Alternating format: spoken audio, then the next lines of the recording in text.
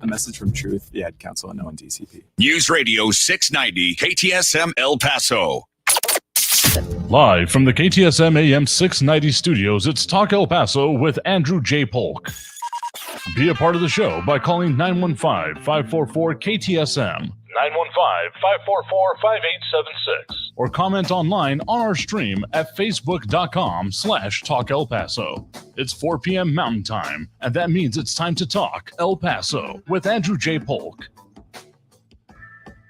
Thank you all so very much for joining us here for Talk El Paso, airing live on News Radio 690 KTSM. I am your host, Andrew J. Polk. Thank you for tuning in, however you may be doing so, be it on air, online, live streaming through the free and reliable iHeartRadio app, or joining us over on the various social media pages we're up on these days, facebook.com/Talk El Paso, the Talk El Paso channel over on YouTube, Twitter at Talk El Paso, or twitch.tv, Andrew J. Polk. A lot of stuff going on, a lot developing. It was a little bit of a crazy time right before we got on air. I did feel like flurry of emails, releases, news coming in. It's been kind of that way all day. I got to be honest with you, with a lot of things and developments happening that either involve, affect, or are happening right here in the Borderland, as we always focus on every Monday through Friday, 4 to 6 p.m. As we do have Ida Basic Gardener already over on the Facebook with the high and the wave, other people tuning in, chiming in over there, dropping those likes and reacts. In addition to Ida, Monica Cervantes, RJ, and Robbie Flores. Appreciate that because it helps us with all those algorithmic things when it comes to, well, the missions that we have of having live local talk radio in the Borderland, because damn it, I think we deserve it, and I'm not letting go of that entire idea anytime soon. But also talk about the things that are going on here, because no one else is going to have those conversations the way we do. Sean Gardner, good afternoon to you as well, joining us to talk about those things, and again, a bunch going on, and a lot of it coming in, I feel like, right before airtime. So in order of no particular precedence, except kind of the way we're going to talk about them today, including what was mentioned at the top of the hour news story there with that nationally noted manhunt involving the El Paso Border Patrol Tactical Team, or BORTAC for short, as we put it in the announcement post there, being involved in that, and a few other, I guess you could call them, law enforcement related things, including the meet and greet with the next chief of police, the Star on the Mountain going dark, not because of vandalism, but I'm sure there'll be some implications for the way they're doing the revamping and the modernization coming up on that there, and also more response from Las Cruces police on the vandalism that is being reported and a concern with businesses up there. So there's a lot of information coming out on that, but also a lot of stuff involving governors in and around our region, more directly in some cases, including previous guest on the show, Schneider Electric, with one of their, we talked about this, okay, I'm pretty sure this one was last year, even if it may just feel like a year ago, about their expansion, their expanded campus in town. We had the governor of Texas, in this case, coming to visit the area amid a bunch of other announcements also about expanded or improved presences here in the Borderland region, including millions of dollars of investment that we'll talk about. And then up in the land of enchantment, there are continuing to be, as again, you didn't even need a cloudy crystal ball to tell this one, more developments, back and forth court cases in this case, or at the very least, a temporary restricted order injunction in very simple terms when it comes to the open and concealed carry ban that had been implemented by the governor, or at least put forth, in the area of the Albuquerque and Bernalillo County. Also, more details on the transgender protections and resolutions going through El Paso City Council. So we got a pretty stacked deck today when it comes to all of the things that we're going to, at the very least, try to touch on, and then, of course, have y'all add your 2 cents on, because that's what a discussion is, in my mind anyway, being able to talk about the things going on, not just another news show. We're here to do the back and forth. So if you want to leave your chiming in over on the comments, again, Facebook, YouTube, Twitter, and twitch.tv, either under Talk El Paso or Andrew J. Polk, is absolutely the great way to do it. I'm not going to call it the best, because there's something about phone calls that I still do like, and we'll get to those a little bit later in the program, as we usually do. But yeah, just kind of a case in point. A lot going on today, y'all. And oh yeah, there are still the impeachment hearings going on in the Texas State House, though. Those are their own whole damn show, I got to be honest with you. So yeah, it's a busy day, y'all. How y'all doing out there? Hope you've been staying dry and not getting any of those random storms and going around, unless you really want to, in which case, more power to you. But so let's dive right in with some of those stories, including, BORTAC, the El Paso Border Patrol Tactical Team, credited with helping capture Pennsylvania escaped prisoner. So well far out of the area, but the fact that they were specifically cited is of interest and of note here, as there are a lot of those kind of things, including one other involving an El Paso lawmaker that we'll all also talk about. But in this case, the El Paso Border Patrol Tactical Team, or again, BORTAC, all caps, BORTAC, the way that it's put, Pennsylvania State Police Lieutenant Colonel George Bivens giving an update Wednesday morning about the capture of Danilo Cavalcante. You apparently haven't been paying that much attention to that story because manhunt other places, not my immediate focus, but after he was apprehended shortly after 8 a.m., and of course the pictures coming out of it, again, specifically being noted that BORTAC assisted with the capture. So a very interesting little bit of a Borderland presence happening in some of these different areas. And I mean, that one was capturing a lot of national attention. It was difficult not to pay attention to it, almost an active amount of having to ignore it for the most part. But I mean, it definitely captured a lot of imaginations as it was going on for 2 weeks, and the final climactic thing involving major capture, involving major technology and some implications for how things work these days, including heat sensing cameras and those kind of things. But back a little bit closer to the Borderland, and still involving law enforcement, the ability to do a meet and greet with the 4 finalists for the El Paso Chief of Police position. This is going to be happening Wednesday, 6 p.m., right after our show, then, at the Museum of Art in downtown El Paso. So again, remember, those candidates are, in just according to the release, in alphabetical order by last name: Steve Dye, Peter Pasillas, David Ransom, and Victor Zarur. And of course, upon the passing away of Chief Greg Allen in January of this year, they do have a little bit more information with our news partners over at KFOX 14 about the background and law enforcement experience doing it.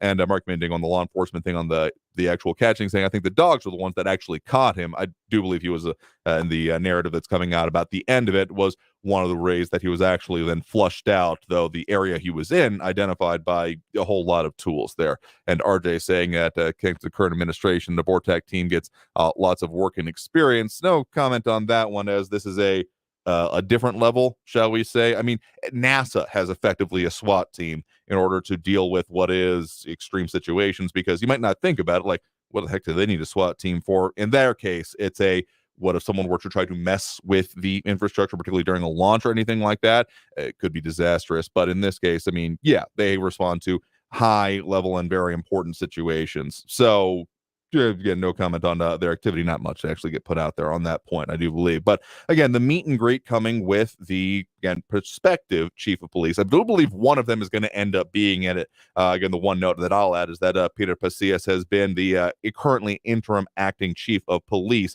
and was previously assistant chief from 2009 to 2023. So you got some, again, locally involved people, and then some with other major law enforcement experience from other parts of the country. At least one more note here I'll make before we end up taking that first break of this hour right now is that, again, the Star on the Mountain, as much as it's been coming up in headlines a lot lately, is going to be going dark for a bit. And it's on purpose. I mean, it did go as of last night, and they're going to be doing renovations, modernizing the landmark by investing more energy efficient and technologically advanced infrastructure, according to the El Paso Chamber, the stewards, caretakers, and funders of the Star on the Mountain, particularly noting that the project is not taxpayer funded. And even during this time, don't go trespassing on the Star on the Mountain. They've got the signs up, and it's just a real dumb thing. And apparently people just keep getting arrested doing this. So here's a hint: don't do it. And if you do it, definitely don't post it on social media. Don't compound stupid with more stupid. Don't go throw good stupid after bad. Now that one doesn't quite work out in this case. But one other note I want to make before we get to that first break of this hour, just on the whole, law enforcement theme that we've been tying together this first segment, further from our news partners at KFOX 14. Headline of Las Cruces police say they're restricted on what they can do when dealing with vandalism, because specifically saying that from the Las Cruces Police Department, New Mexico laws are more restrictive than any other state, and say they're restricted on what they could or could not do, saying specifically, quote, from Las Cruces Police Chief Jeremy Story, with the constitutional amendment, people aren't held unless there's a very specific hearing that happens, and there's a very high bar for us or the prosecutor to prove that the person shouldn't be released. And this comes on complaints from at least a couple of business owners that are talking directly with our news partners at KFOX 14. Some of the note and the stats coming out of this with LCPD saying they've received over 140 calls to the downtown area so far for 2023, and that 30 of those related to vandalism, and over 30 and over 100 for disturbances, and that repeat offenders are particularly a part of the program problem there, as also a factor of substance abuse and mental illness. So, and also noting that city judges, as was one of the things mentioned by, again, Las Cruces Mayor Ken Miyagishima, saying that city judges are limited, being said by Chief Story here, saying, quote, there's a separation between what I just talked about and the constitutional amendment because that puts restrictions on what judges can and can't do, including our city judges. Did not get a response from city judges in this case. So, yeah, that sounds like some of the personal efforts in hiring security and things is not great sounding, is going to be one of the major things that's going to have to continue moving forward when it comes to dealing with this, as the city tries to end up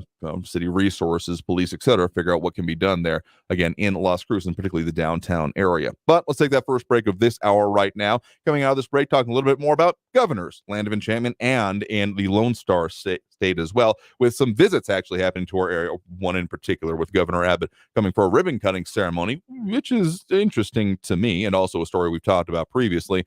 And then some of those orders coming into then dealing with the orders for New Mexico and the anti-carry program being put into place, or at the very least floated by New Mexico Governor Michelle Lujan Grisham. So we'll talk about all of that and the last minute orders coming into our newsroom right before we got on air here. After this break, you're of course tuned in to Talk El Paso, airing live on News Radio 690 KTSM. I am your host, Andrew J. Polk. There's a lot to go here today. Oh yeah, city council things going on as well. It's a busy day, y'all, so stay tuned for more Talk El Paso after this break here on News Radio 690 KTSM. Don't go anywhere.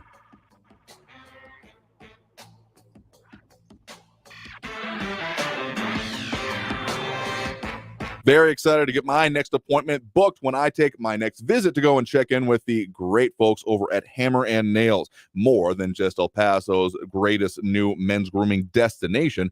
It certainly is that, do not get me wrong, but also seeing their facilities. We're going to be posting up a tour that we're taking over there, so check that over on our social media on Instagram, and we'll be trying to give you a hint of when that next giveaway happens as well. Also recommend you downloading the iHeartRadio app, as you can get notifications when we're doing things like that on the show. So, forewarned, forearmed, be ready for that, and be ready to be feeling and looking great with the literal head-to-toe coverage and services available from Hammer and Nails, from everything from their haircuts, shaves, beard grooming, that's the one I go for, of course, but even other things like manicure, pedicures, essential facial tea tree oil treatments, and a whole lot more. I got the Big Daddy Experience, beard camo, more than I can list even just right now, but of course they can get it all and the best of it all with their Club Lux treatment, one monthly price, unlimited services, and their highest of the high quality. So check it all out, find it online, book your appointment. Super simple. Go online. HammerandNailsGrooming.com. That's HammerandNailsGrooming.com. And find them on the lower level over at the fountains at Farrah. HammerandNailsGrooming.com. Traffic all day. News Radio 690. Just one accident reported now. Northbound Dyer at Sun Valley, a crash with police on the scene. Mesa Street southbound from the Upper Valley to the downtown exits is a 5-minute delay. A massive long delay on the I-10. Vinton down to Red alone. It's a 45-minute delay. I-10 westbound Wrestler up past Trans Mountain, 17-minute delays. Kerry Edwards, El Paso traffic. For one night, the tables are turned, the roles reversed. Noche de Estrellas. Thursday, September 28th at the Plaza Hotel, Pioneer Park. Marathon presents Noche de Estrellas, a new fundraiser benefiting the El Pasoans Fighting Hunger Food Bank. This reverse gala provides a remarkable experience for food bank clients and those who wholeheartedly support the cause to reduce hunger. Noche de Estrellas. For sponsorship details, call 915-224-1306. Online at elpasoansfightinghunger.org. This report is sponsored by Blindster.com. Hi, I'm Kyle at Blindster.com. Shopping for new blinds? At Blindster, we offer over 50 different blinds, shades, and shutters at low prices, custom made for your windows, and shipping is free. And right now, save 50% off any order during our Labor Day sale. Blindster.com. Hey, El Paso, Ivan Ochoa, General Manager of Sunland Park Chrysler Dodge Jeep Ram Fiat. Don't get hit hard by high prices or low trade offers. Score a touchdown and save thousands on new and certified pre-owned vehicles and get more for your trade. Trade in and trade up for less during Jeep Adventure Days at Sunland Park Chrysler, Dodge, Jeep, Ram, Fiat. For a limited time, get $6,500 off MSRP on 2023 Ram 1500 Lowstar, Bighorn, and Laramie trucks, or 2.9% APR for 72 months. 2023 Jeep Gladiator trucks, 10% off MSRP. Take $3,500 off MSRP on 2023 Dodge Charger. Get $2,500 off MSRP on 2023 Chrysler 300 and 2023 Dodge Challenger. Worried about your credit or worried that you're upside down in your trade? Forget about it. Our aggressive lenders will push to approve your credit, even if your credit is less than perfect or if you owe more than your trade is worth. Trade in and trade up for less at Sunland Park Chrysler, Dodge, Jeep, Ram, Fiat. At I-10 at Sunland Park Drive or online at sunlandparkdodge.com. $1,550 per thousand finance includes factory rebate and dealer discount plus TTL on select vehicles with approved credit. Offers not combined. Hi, I'm Burt Ward, Robin from TV's Batman, inviting you to feed your dog natural, non-GMO, Gentle Giants dog and puppy food. Dogs eating Gentle Giants and following our special feeding and care program are living as long as 27 healthy, active years with a wonderful quality of life. Holy wow, 27 years! Think of all the extra years you could enjoy with your dog. At Petco, Stater Brothers, H-E-B, and more. Try Gentle Giants cat and kitten food, too. Think identity theft won't happen to you? Think again. There's a new victim every 3 seconds in the U.S., over 15 million this year alone, and many don't even know they're victims. LifeLock alerts you to identity threats you could miss, even when you monitor your credit. If your identity is stolen, your dedicated U.S.-based restoration specialist will work to fix it. No one can prevent all identity theft, but everyone can save up to 25% off their first year with promo code NEWS at LifeLock.com. Identity theft protection starts here. El Paso's News Radio 690 KTSM. Live from the KTSM AM 690 studios, it's Talk El Paso with Andrew J. Polk. To be a part of the show, follow on Facebook at facebook.com/Talk El Paso. Now here's your host, Andrew J. Polk.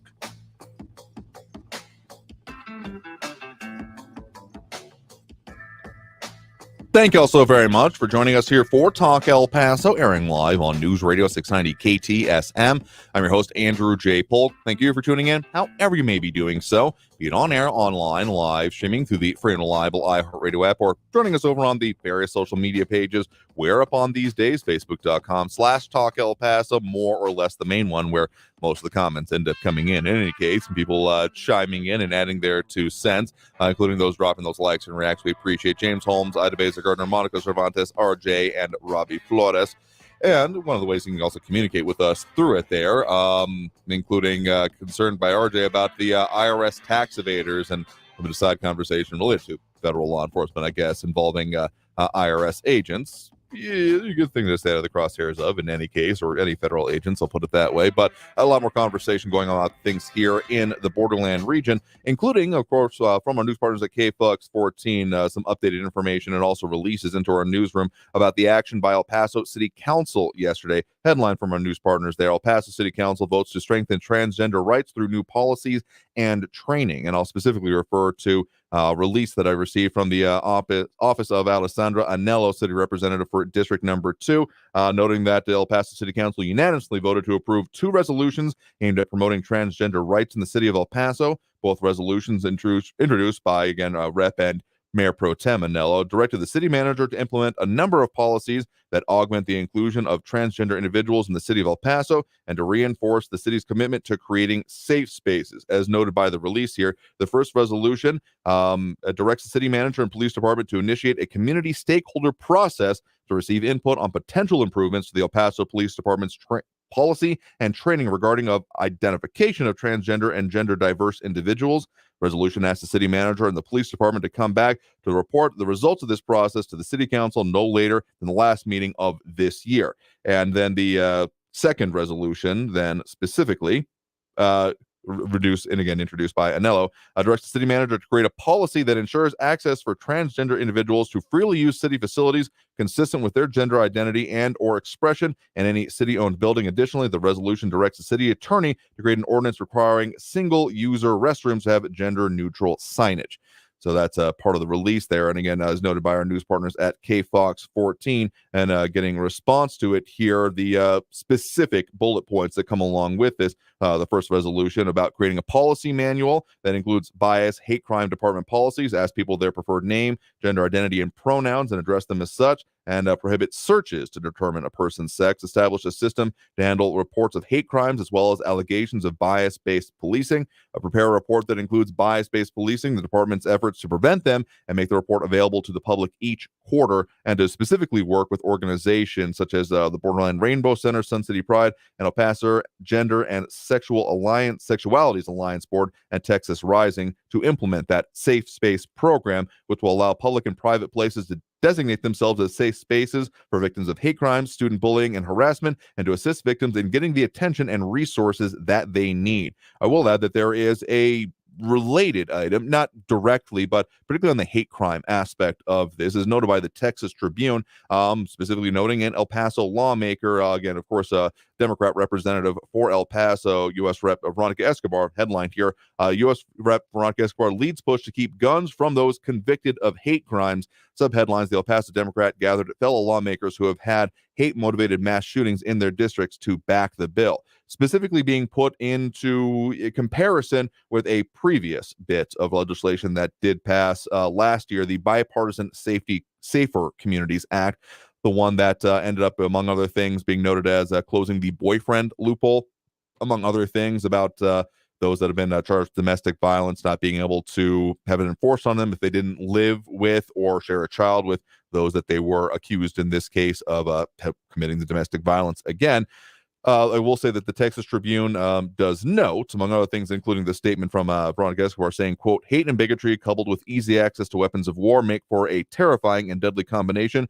Too many communities, including my own, know the consequences of it too well. A previous item had been introduced in 2021, a prior version of the bill of it, involving and the aftermath of the Emmanuel AME Church in Charleston, South Carolina, and Pulse nightclub shootings. There have been other signers on of the bill, though it is noted by, again, the Texas Tribune that there is no current Republican support of it, with a slightly busy docket happening at the national level with a major budget negotiations and, oh yeah, those impeachment rumblings or investigations, I think would be the right way to put it in those cases. So it's not clear if there's an immediate path forward for this particular bill, though they also do note, again, the Texas Tribune here, that it was Texas Republican leadership, including U.S. Rep. John Cornyn, that helped the previous item, that, again, Bipartisan Safer Communities Act, pass, particularly in the aftermath of the Robb Elementary shooting.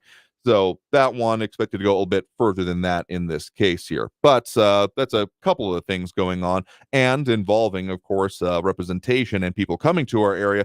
Governor Abbott is actually expected to be in the Borderland area tomorrow for a ribbon cutting at Schneider Electric and their expanded campus. So anyone who has been out to, and this is a little bit closer to where I end up being around sometimes, depending on the route I take or we end up shopping, is over at the Westtown Marketplace. You go basically immediately north of that, and you start running into the expanded parts, the parts that have been under construction with that Schneider Electric campus. And so Governor Greg Abbott going to be in the area for that ribbon cutting of it. Going to be joined by the CEO of Schneider Electric North America and a bunch of that leadership team there, including local business leaders, the mayor, etc. Happening at 10 a.m. tomorrow. So the new 160,000 square foot manufacturing plant officially being open, and that expansion will add 400 new employees to the region, which is known to be half of Schneider Electric's overall employees, already home to half of Schneider Electric's employees based in Texas.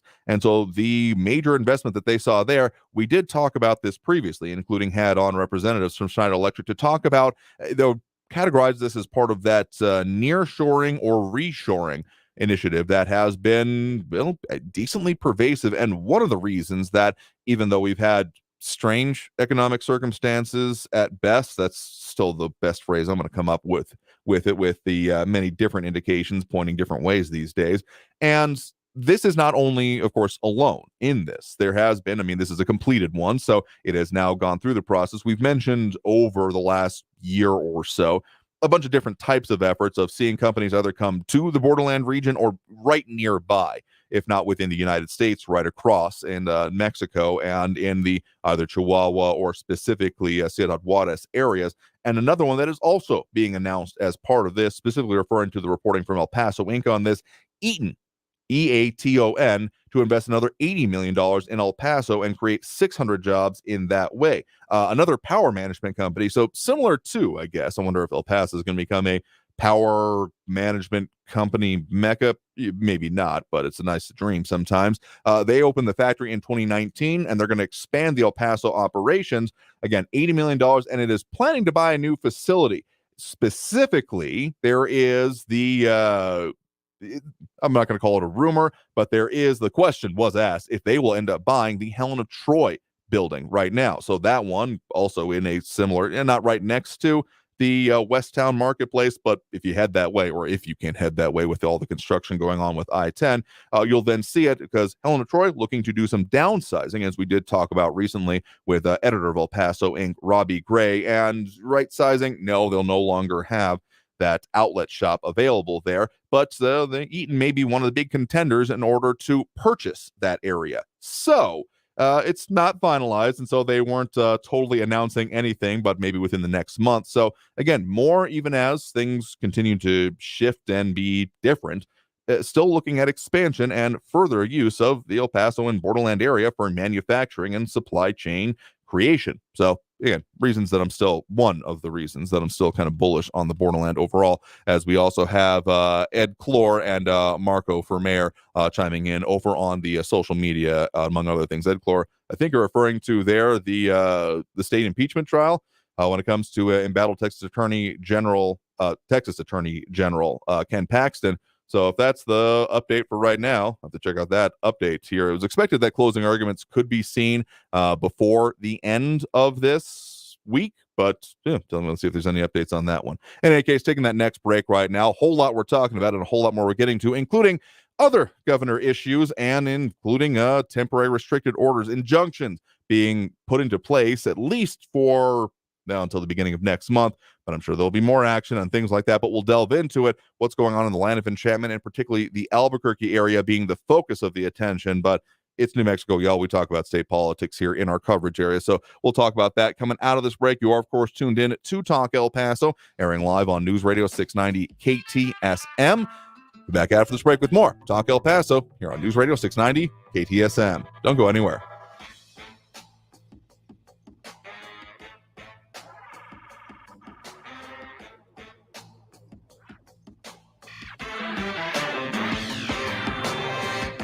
Don't forget, if you signed up, to make sure to attend the Texas Mutual Insurance Company's WorkSafe Texas Summit coming to the El Paso area Tuesday, September 19th at the Hotel Paso del Norte, bringing that safety and compliance information that can help employers protect their workers. The 2.5-hour event with free breakfast will include 2 interactive Q&A sessions with safety experts, including an OSHA information safety panel discussion and workplace safety panel discussion as well. And helpful resources and safety materials will be provided, along with the opportunity to have networking with other business owners and safety professionals, with parking validation also provided. I'm going to be visiting along with it there, so if you're signed up, make sure to go. Again, happening in downtown El Paso at the Hotel Paso del Norte, Tuesday, September 19th, with the WorkSafe Texas Summit, brought to you by Texas Mutual Insurance Company.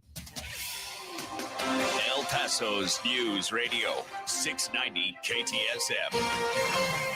With your KFOX 14 News Update, I'm Liz DeWicki. The El Paso Border Patrol tactical team has been credited with helping with the capture of the Pennsylvania escaped prisoner. Pennsylvania State Police giving an update Wednesday morning on the capture of Danilo Cavalcante after a 2-week search. They noted that the tactical unit out of El Paso assisted with that capture. He will ultimately be transferred to a state correctional institute to begin a life sentence. A daycare in East El Paso is under investigation right now. The Texas Department of Family and Protective Services said they are looking into the allegations of abuse and neglect at Little Kings and Queens in El Paso. KFOX 14 tried contacting the daycare, but was only told the daycare was cooperating with authorities. The Texas Human Health and Services Department saying the daycare still has an active license. The star on the mountain in El Paso will not glow for the foreseeable future as it undergoes extensive renovations. It went dark on Tuesday. Renovations revolve around modernizing the landmark. The project is a major investment and is not taxpayer funded. With your KFOX 14 News Update, I'm Liz DeWicki. News Radio 690.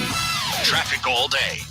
Lots of slow traffic on your Borderland freeways right now. I-10 eastbound from Vinton to Red is a 38-minute delay. Looking at a half-hour delay. I-10 westbound Wrestler up past Trans Mountain. Southbound Mesa Street from Desert Boulevard down to the downtown exits, 5-minute delays. And an earlier crash still being worked by police. Southbound Dyer at Sun Valley Drive. Kerry Edwards, El Paso traffic. From the KFOX 14 Severe Weather Center, I'm Chief Meteorologist Brad Montgomery. Mostly sunny and dry conditions are going to be returning for your Thursday and your Friday. That will allow temperatures to come up some. We won't see triple digits, but mostly sunny for tomorrow. High around 92 for your Thursday. Mostly sunny for your Friday. High around 93 with a little moisture pushing back in. A 10% chance of a storm on Saturday. Partly cloudy and breezy with a high around 91. From the KFOX 14 Severe Weather Center, I'm Chief Meteorologist Brad Montgomery. This report is sponsored by Indeed.com. Summer is winding down, but business needs keep ramping up? Check out Indeed, the all-in-one hiring solution that helps you attract, interview, and hire candidates. Visit Indeed.com/credit and get $75 towards your first sponsored job. Terms and conditions apply. I'm back to doing what I love and more,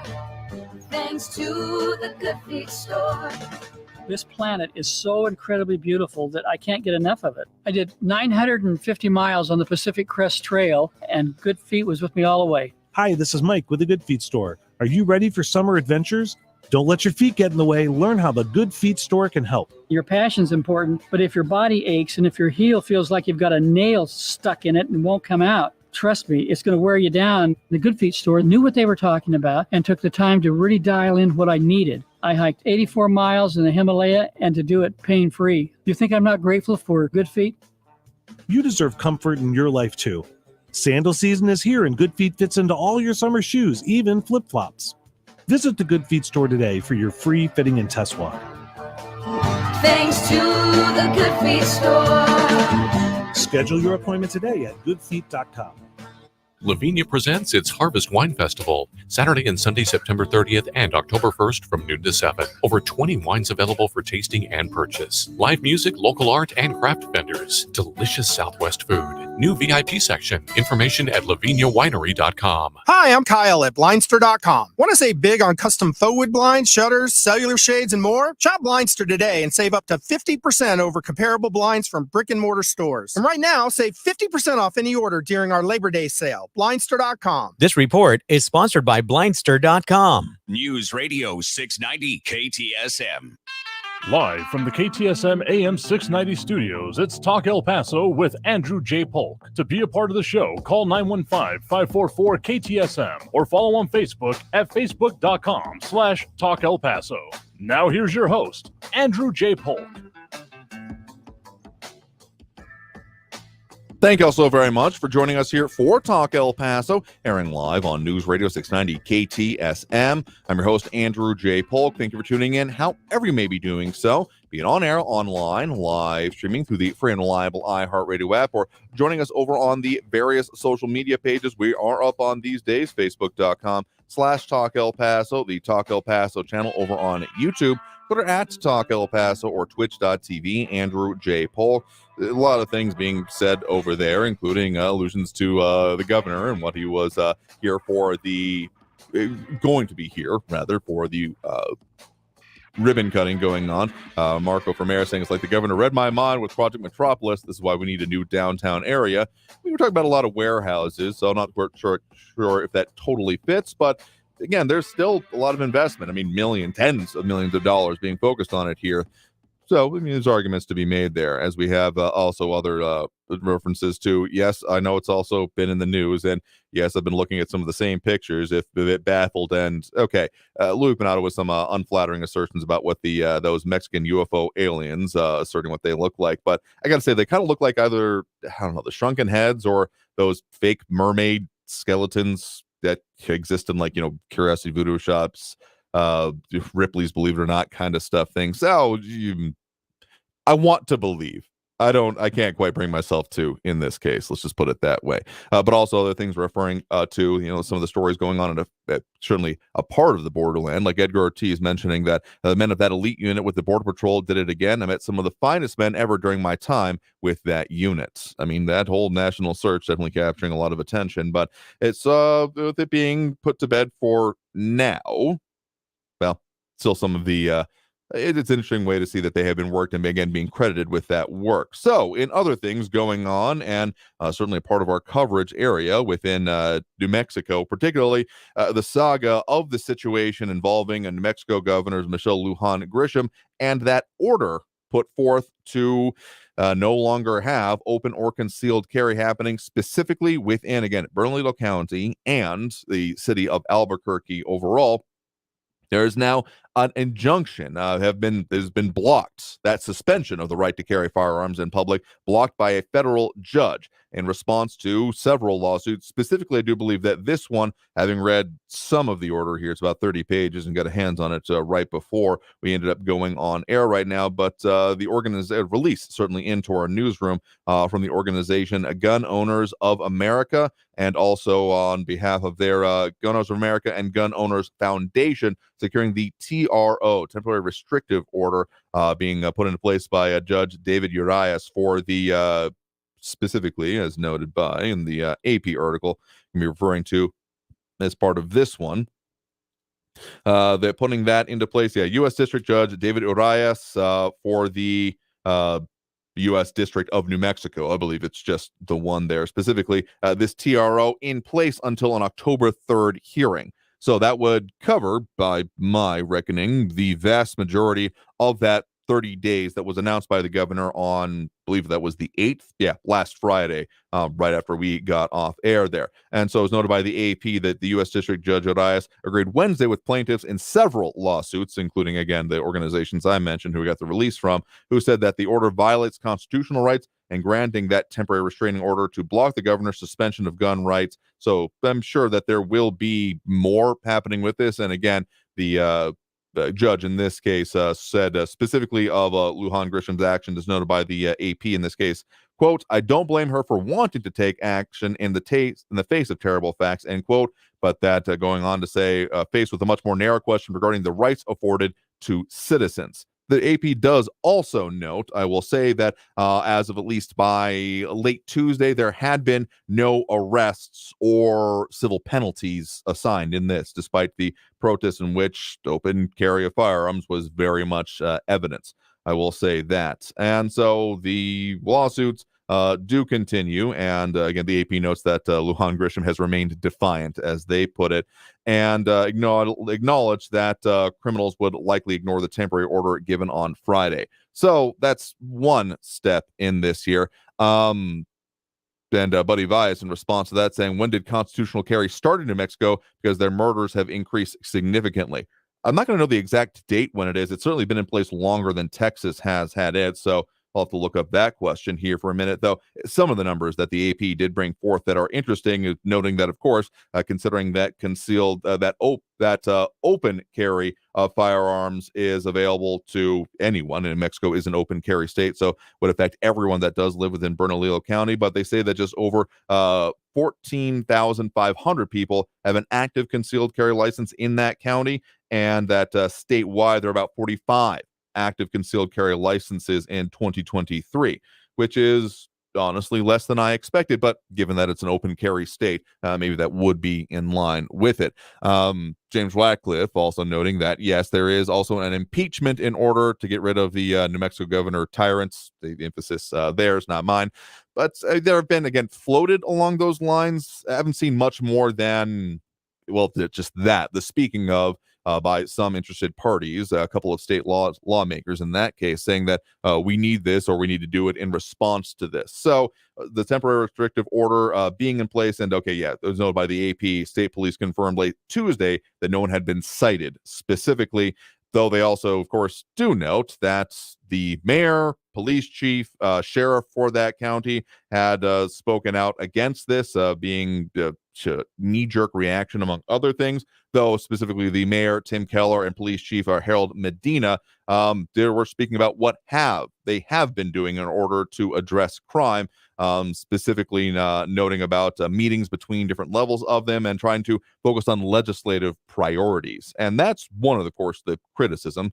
coming out in other ways about, is this, I mean, the argument that the governor has made in this case about needing to take bold action and foster the debate, get people talking about it. Okay, if that was the goal, mission accomplished. Though there's a difference between, okay, I'm not totally on board with the concept of all publicity is good publicity, right? Because if you're, say, launching a product and you turns out that it makes people spontaneously explode, sure, people are talking about your product, but are they going to be doing it in a way that is useful for your goals as a seller of the product? Probably not. And in this case, talking about the gun control, yes, it's certainly been a topic of conversation in New Mexico and in other parts across the country, including, of course, in our area. But is it going to be in a way where it's oh, yeah, hey, let's pay more attention to this? Okay, again, yes, people are paying attention. So if that was the goal, mission accomplished. But if it's going to be in the way that's productive and useful to what I would assume are then the goals behind it, maybe not so much. Mondo Moncada putting it, no pardon for the pun, but I accept it fully here that Michelle Lujan Grisham shot herself in the foot. I've been seeing so many of those puns go around. Maybe I'm just a nerd to them at this point. So, few things going on in around the area. I'm sure there will be further action being taken by the governor in this case. No direct response available by the time that we got on air here, though I will say for their part, again, Gun Owners of America and the Gun Owners Foundation in their release on this, specifically a quote from Eric Pratt, GOA Senior Vice President, and we're working on trying to get an interview with them about these efforts and kind of what comes next. Eric Pratt had this to say, quote, "This is the most dangerous type of government-wielded tyranny, the claim by politicians that they were supposedly, quote, exceptions to the Second Amendment, end quote. But they are quite wrong, and tyrants like Michelle Lujan Grisham can't trash the Constitution whenever they see fit. Gun Owners of America will stand firm and not rest until all those in New Mexico who played a role in this action are held accountable for this gross assault on our rights and our very system of self-government." And also a quote there available from the board of it. And I got to say, it's a little bit of a weird situation when, as we've been talking about since the beginning of this week, noted anti-gun activists and those literally and very involved in both lobbying, legislation, and court cases is similar to this item. That is a part of it when they are in agreement, saying that there is no exceptions to the Constitution based on emergency bases. So, yeah, strange times we live in, among other things. And Lupinato putting a better question is why and when we as law-abiding citizens lost our Second Amendment rights in the first place. And that is one of the parts that really gets to me, particularly about imposing penalties on people who were otherwise law-abiding, I will say there. And Buddy Vi is asking about spoken on the police brutality piece. That item is airing. If you're talking about KTSM TV, just as a note, we bring this up from time to time whenever it comes up, literally a separate organization. Yes, the KTSMs used to all be under one roof, but TV is its own thing now and radio is its own thing. So we'd have to talk more about that. Anyway, and yes, actually did confirm, at least Twitter is talking about it, what Ed Clore talked about when mentioning the impeachment trial in the state of Texas for, again, embattled Texas Attorney General Ken Paxton, that apparently the prosecution has rested. And this comes, at the very least, what was coming up right before we got on air in that is that there was a witness, specifically the suspected, I don't know if that's the right way to put it, but the person that Ken Paxton at least has been in public reports been pointed to as the potential affair partner along with them, was in the chambers but not available to testify. So that's a little bit of what I'm finding here at the moment. But we'll talk more about that and a whole lot more after we take this next break, because we're due for that and to go to those phone lines, which y'all eager today because it looks like people have already jumped on that as soon as we opened it and are now full up. So the phone number is available, of course, if you want to get on or squeeze on or take your chances. In the meantime, we'll let you know when lines are again open, but they are going to be available. That number, 915-544-5876, 915-544-KTSM. We'll be back after this break with more Talk El Paso and a lot of talk about the things going on after this break here on News Radio 690 KTSM. Stay tuned.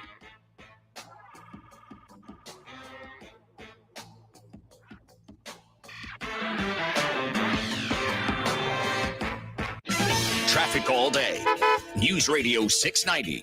Lots of delays on your I-10 this afternoon, both directions. I-10 eastbound, probably the slowest from Vinton down to Red. It's a 45-minute delay. 38-minute delays I-10 westbound Wrestler past Trans Mountain. I-10 westbound at Reynolds, a disabled vehicle is blocking the right lane. Stay to the left to get by that. Southbound Mesa from Desert Boulevard to the downtown exits. 5-minute delays there. Carrie Edwards, El Paso traffic. This report is sponsored by Lowe's. Lowe's knows how to save pros time and money. Right now, get up to $1,500 off select major kitchen appliances because Lowe's knows savings. Lowe's knows pros. Valid 8/24 through 9/13. Exclusions apply while supplies last. See Lowe's.com for details. If you're hiring, it can feel like you're trying to find a needle in a haystack. You can hope the right person comes along, or you can just use ZipRecruiter. And now you can try it for free at ZipRecruiter.com/radio. In fact, ZipRecruiter has helped a lot of business owners find their needle in a haystack, like Marco, president of operations at Telly Tires and Auto Centers. Because Telly Tires has grown a lot in the last few years, Marco needed to hire everyone from a receptionist to a store manager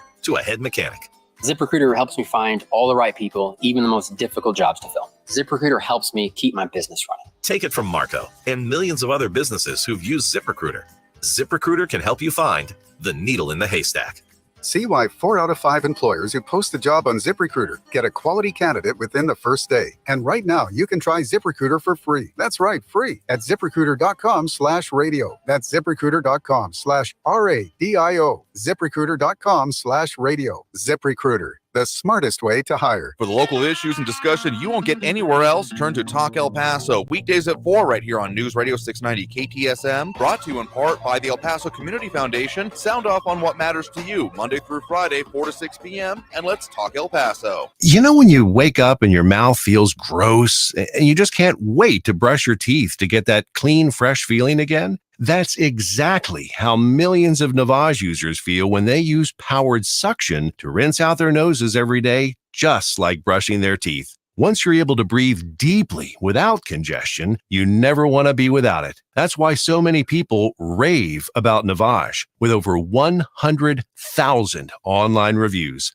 Feel the Navage difference for yourself. In less than a minute a day, you'll feel immediate relief from seasonal allergies and congestion after the very first use. Navage will also help you sleep deeper, snore less, and feel healthier, naturally, without drugs. Start breathing clearly again with Navage. Navage is available at Walmart, Walgreens, Target, CVS, Rite Aid, and online at Navage.com. Navage, Navage. Clean nose, healthy life. Hi, I'm Kyle at Blindster.com, and I sell custom blinds designed for do-it-yourselfers. Unlike stock blinds offered at big box retailers, Blindster blinds are custom made for your windows and shipping is free. And right now, save 50% off any order during our Labor Day sale. Blindster.com. News Radio 690 KTSM El Paso. Live from the KTSM AM 690 studios, it's Talk El Paso with Andrew J. Polk. To be a part of the show, call 915-544-KTSM or follow on Facebook at facebook.com/Talk El Paso. Now here's your host, Andrew J. Polk. Thank you all so very much for joining us here for Talk El Paso, airing live on News Radio 690 KTSM. I am your host, Andrew J. Polk. Thank you for tuning in, however you may be doing so. A lot of ways to get involved with the program or add your 2 cents, including a lot of people have been chiming in over in the comments on many things, including, as one person did note here, I want to say it was Louis Pinato. If I'm not mistaken, I'm missing the point you put it there. Saying DACA just deemed illegal by a federal judge. About time. His note added on there, noting specifically this reporting I found from The Hill right now. Their headline: federal judge again declares DACA immigration program unlawful, noting that in this case being done by federal district court judge Andrew Hannon, and that it had previously also that was the previous one, but so details still developing on this one. So that was a similar ruling back in 2021. So a lot of details still coming out about that, probably based mostly on the fact that it's not a law, if that's the very least the vein that they were decided on previously. But like I said, we are on those phone lines now, so if you want to get on that way, full up at the moment, but they are available. So one call ends, the line becomes available, 915-544-5876. We do have Ben on the east side here with us right now. Ben, thanks for joining us. Hey, Andrew. Okay, on this new Biden's Remain in Texas plan. Yeah. Yeah, it seems like Biden is looking at making Texas a security holding area where the illegals are going to be held until they have their asylum hearings adjudicated, and which now is going on 4.5 years out. Specifically, again, the focus of, and just again, make it clear, I have not seen any actually coming out from the administration on this yet. This was based on, again, the reporting by the LA Times from, they were quoting unnamed but confidential sources within the administration, saying that that would be the idea, and specifically focus in on families, with part of that discussion being on the difficulty of apprehending families as opposed to individual adults. Yeah, and why is it just Texas? What I understand, Arizona and California are border states also. Why is Texas singled out? Again, speaking on what the, again, people within inside the administration who were, again, unnamed as because they were not authorized to speak on the issue, says that it could involve border states in general, but that Texas was at least the initial focus of it here. So the major question would be frankly, if the Biden administration even decides to pursue this policy, ever release anything publicly about it, because right now there's a fair amount of speculation that is, I mean, it's fair for questions that you're bringing up there. And, well, okay, Governor Greg Abbott has made it perfectly clear that some of his border issue response, the busing in particular, it definitely has a political component to it about sending it to sanctuary cities, all those kind of things. I'm not going to say that this is evidence necessarily of the administration doing a tit for tat, though. Again, when it comes down to it, if it does come out that way, it would kind of smell of it, I would have to say. Yeah. To go along with this, at Tuesday's El Paso City Council meeting, Deputy City Manager Mario D'Agostino said his team is working with federal officials on a multi-tier plan focused on sheltering migrants. And El Paso Mayor Oscar Leeser said he confirmed that the city is working on buying the vacant Moorhead Middle School in West El Paso to alleviate the number of migrants on El Paso streets. And also, the city officials also confirmed that the city, on August 12th of this year, rented out a hotel in Northeast El Paso. We rented out a hotel.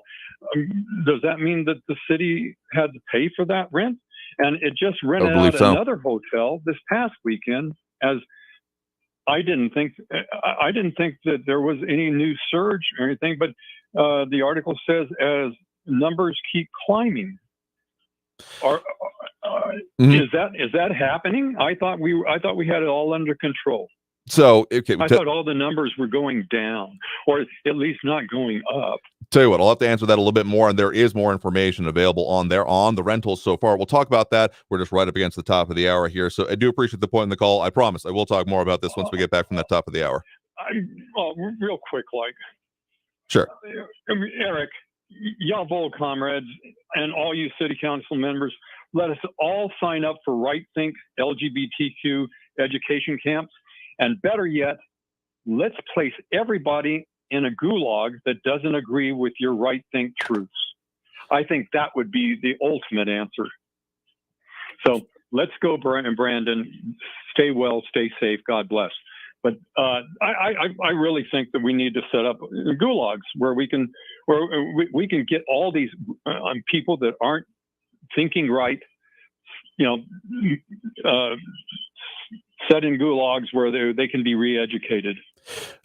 I'll just say this. We've had the book 1984 out for a while. We can definitely do a better way with dealing with wrong think. But got to take that break right now. Do appreciate the point in the call. We'll address that and the other parts that we're talking about here right after this. But we'll get back with more on those phone lines, 915-544-5876. Back after this break. Don't go anywhere. Traffic all day. News Radio 690. Not a lot of crashes to report, but a lot of slowing right now. I-10 eastbound, 40-minute delays from Vinton down to Red, 18-minute delays. I-10 westbound from Wrestler to the Upper Valley past Trans Mountain. Mesa Street southbound from Desert Boulevard to the downtown exits, 11-minute delays. I-10 westbound has a disabled vehicle blocking the right lane at Reynolds. Carrie Edwards, El Paso traffic. Don't miss our 2023 iHeartRadio Music Festival. News on the hour and a half. Traffic and weather all day. News Radio 690 Kiss KTSM AM El Paso and iHeartRadio station. Music Festival. Streaming live only on Hulu. NBC News Radio. I'm Brian Shook. Escaped killer Danilo Cavalcante is back in police custody. Jennifer Pulsoni reports. Authorities say that overnight tactical teams used thermal technology to locate who they thought was escaped prisoner Danilo Cavalcante. Stormy weather forcing them to wait, though, until daylight. They were able to move in very quietly. They had the element of surprise. PA State Police Lieutenant Colonel George Bivens. Dogs subdued him, and team members from both of those teams immediately moved in. He continued to resist, but was forcibly taken into custody. No one was injured. Cavalcante, who'd been on the run nearly 2 weeks, will ultimately be housed in another state prison to serve out his life sentence for the brutal murder of his ex-girlfriend. The United Auto Workers Union will strike against Detroit's big three automakers if deals are not made by tomorrow. The UAW union boss confirmed workers have already voted to go on strike if necessary. More than 140,000 union members will walk if GM, Ford, and Stellantis don't meet demands on wage increases, pensions, and job protections. A new poll shows most American voters support an age cap for presidential candidates. The Quinnipiac University poll found 61% of voters support an age limit. The results come as many Democrats and Republicans are concerned over President Biden's age as he runs for office again. Tech industry leaders are meeting on Capitol Hill to discuss artificial intelligence. Attendee Elon Musk says he's taking AI concerns seriously. The consequences of AI going wrong are severe. So we have to be proactive rather than reactive. Senators heard from Mark Zuckerberg, Bill Gates, and others during the closed-door meeting. The jackpot for tonight's Powerball drawing is $550 million. You're listening to the latest from NBC News Radio. California is expected to make the largest ever single investment to combat organized retail crime. Phil Farrar has the details. More than $267 million to 55 cities and counties across the state. This will allow those areas to hire more police, make more arrests, and secure more felony charges against suspects. The governor asking the Board of State and Community Corrections for the funding. The board expected to vote on the proposed grants tomorrow. If approved, the governor's office says San Francisco could receive $15 million. Los Angeles County, nearly $24 million in funding. The husband of Alaska U.S. Representative Mary Peltola is dead after a plane crash. Peltola's chief of staff, Anton McFarland, announced Eugene Peltola Jr. was killed in a plane crash early Wednesday morning. Details of the crash have not been released. The United States is not the only nation that's holding hearings on UFOs. Mexico's Congress got an up-close look at what some say are aliens. A 3-hour presentation before Mexico's Congress included boxes containing what Jaime Maussan called non-humans. Son seres no humanos. He's a longtime UFO researcher, so how old does he think these creatures are? Los análisis 1000 años. He says they're around 1,000 years old. Mexican lawmakers were told the 2 specimens were found in 2017 in Peru, in the South American nation of Peru. Examinations done at a Mexican university. Maussan, though, has a long track record of debunked alien theories. I'm Michael Board. Dozens of ducks have decided to make a backyard swimming pool their home. A family in Apple Valley in the Inland Empire of Southern California believes they know why the feathered friends decided to stop by and stay. The homeowners say they get other unusual birds in their backyard as well. Recently, they've been visited by turkey vultures. Brian Shook, NBC News Radio. The countdown is on to our 2023 iHeartRadio Music Festival. The most massive live music event of the year. Friday and Saturday, September 22nd and 23rd at T-Mobile Arena in Las Vegas. Streaming live only on Hulu. Brought to you by T-Mobile. Experience more of the music you love with the record-breaking 5G network. T-Mobile customers can unlock VIP benefits at the festival all weekend long. It's better over here. See why at T-Mobile.com/SEEWHY. This report is sponsored by Bank of America. Bank of America has powerful digital solutions for local and global businesses, so you can make every move matter.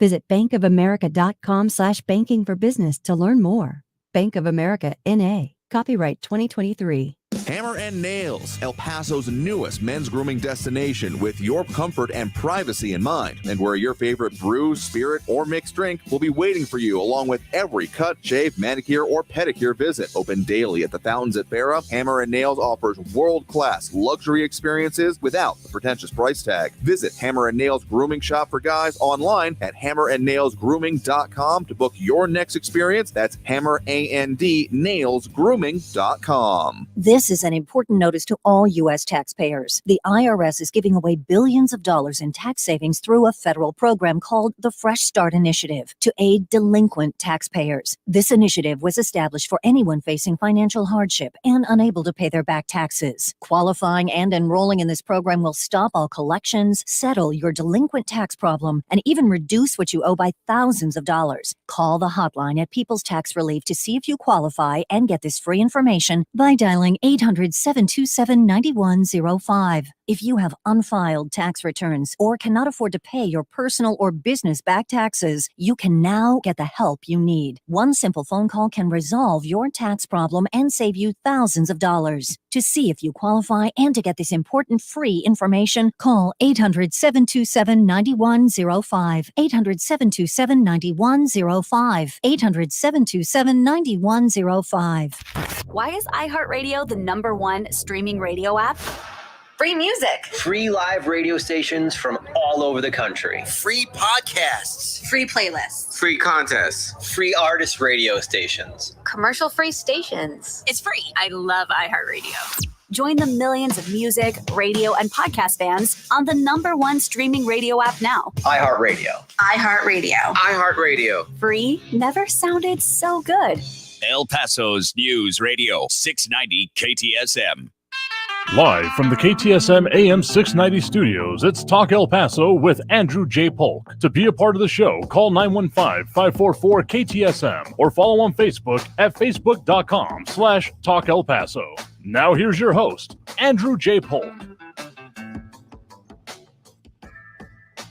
Thank you all so very much for joining us here for Talk El Paso, airing live on News Radio 690 KTSM. I'm your host, Andrew J. Polk. Thank you for tuning in, however you may be doing so, be it on air, online, live streaming through the free and reliable iHeartRadio app, or joining us over on the various social media pages we're up on these days, facebook.com/Talk El Paso, the Talk El Paso channel over on YouTube, Twitter at Talk El Paso, or twitch.tv, Andrew J. Polk. A lot of people tuning in, chiming in, adding their 2 cents over there. Quite the debate about DACA, or Deferred Action for Childhood Arrivals, as there has been some news coming out since we've been on air, apparently, with a federal district court judge finding that DACA program is unlawful, according to the Hill. I'm looking at the reporting from here, most concise version I've seen so far, but is held back for the moment, in any case, on any deportation orders. So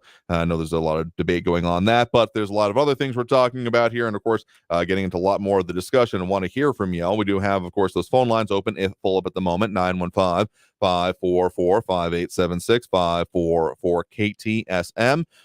And those dropping those likes and reacts that we certainly do appreciate, including Monica Cervantes, RJ Robbie Flores, Ida Beza Gardner, James Holmes, Sean Gardner, Richard Janasik, Marky Mandingo, and James Ratcliffe. We are into the second hour now, so let's keep it going. And of course, Talk El Paso, brought to you in part by Sunland Park, Chrysler, Dodge, Jeep, Ram, Fiat. They are kickoff days, and also now they're Jeep Adventure days, where they just have out now, which you can get up to thousands of dollars in cash back and up to 10% below MSRP. So whole lot of options there. Find them 950 Crockett Street, right across I-10 from Sunland Park Mall. Sunland Park, Chrysler, Dodge, Jeep, Ram, Fiat. So a lot of stuff we're there continuing to talking about today. If you're just joining us, again, we've got a temporary restrictive order against the ban on carry, both open and concealed, and the permits therein in the state of New Mexico. Federal judge making that decision. There's a lot of federal judge action going on today, after all, huh? And then, of course, we also have the governor of Texas expected to come to our area tomorrow for a ribbon cutting for a business, which is okay. Anyone have any idea when the last time that actually happened? Because it was back in the, speaking of New Mexico governors, previous Susana Martinez, particularly when there was the first huge push towards construction out at the Santa Teresa area and that Santa Teresa International Port of Entry. She was down there umpteen times, lost track of it, was able to go out to see some of them and came down for quite a lot of them because that was a major business enterprise going on within the state of New Mexico when it comes to the trade in and out of the state. So the governor of Texas coming here, not too mad about it, but okay, Louis Pinato maybe being a little bit more cynical about it, saying campaign season. We're not. Yeah, okay, yeah, we're close enough anyway. Was it someone said 14 months away, which is a long time and yet is not very long at all in political terms. So let's just dive right back into the phone lines now. We do have Stephen on the east side here with us right now. Stephen, thanks for joining us. Hey, Andrew. Hey there. I called to comment on something else, but since I heard Ben talking, I will say that I go to the Northeast quite a bit, and I think I have noticed a change in terms of you would think of them as being homeless, but perhaps they're migrants. I don't know if someone else can confirm one way or another, but I have noticed a lot more on the streets, especially this week. And so I've had a different call from a different listener off air earlier this week about a similar concern, and I did promise Ben, so thank you for reminding me about some of those numbers. So as I often refer to, this case is going to go back to the elpasotexas.gov/migrant-crisis, and when it comes to hotel rooms, there had been a spate of them back in the beginning of this year, around May, the time frame of the whole end of Title 42, and it looks like ever since the 12th of last month, 8/12, there was a return to that, with one hotel being used in operation right now, starting with they list them as clients on that, so 72 clients in that case, and the most recent day, the 11th, listed with a 96, the highest amount in recent days, on the 1st of this month, with 143 put there. So in pseudo answer to Ben's question about is there more of a surge or a different thing, again, the actual encounters being seen in our area have seen, I would say, somewhat of an uptick. The lowest they were at in recent-ish, this was a few months ago, the 22nd week of the year, do that math, it was 514, the CBP encounters rolling 7-day average, and right now the most recent one for this week, as the 37th week of the year, is a 999. So it's been trending slightly upwards since then. I guess it's technically slightly less than doubled, but the in-custody numbers have certainly been getting higher in our area, even topping some of the highest watermarks that we saw in recent years. In fact, going back to last year.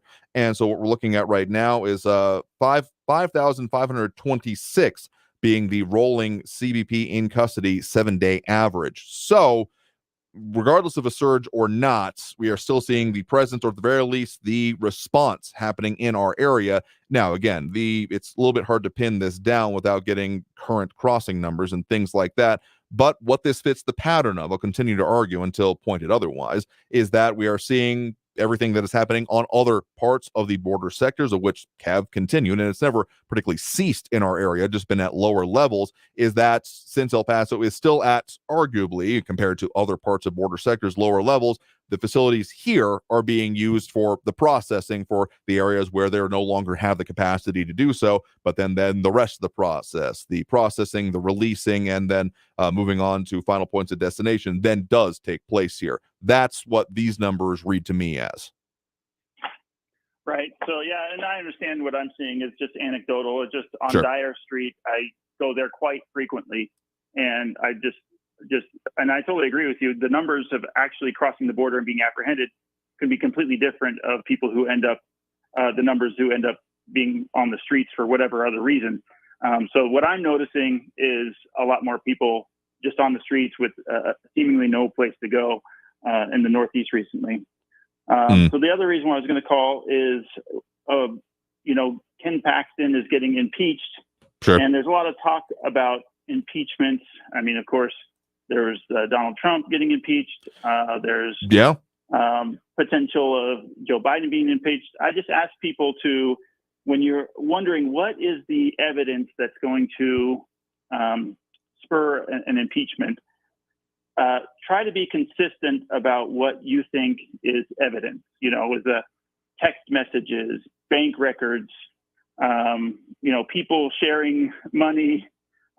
Just try to be consistent on what you think is worthwhile or actual considered evidence when you want to spur an impeachment. I saw some of the testimony, cross-examination recently. There's one going around the internet of Ken Paxton trial, and really this guy laid into him because it didn't seem like there was much evidence at all. It was there's nothing, let's say hard evidence is the word people like to use, but like really no records or text messages or nothing. It really was hearsay. So just try to be consistent out there, people, if you are complaining about impeachment or impeachment inquiries. I mean, fair enough. And again, it is a process in its own right.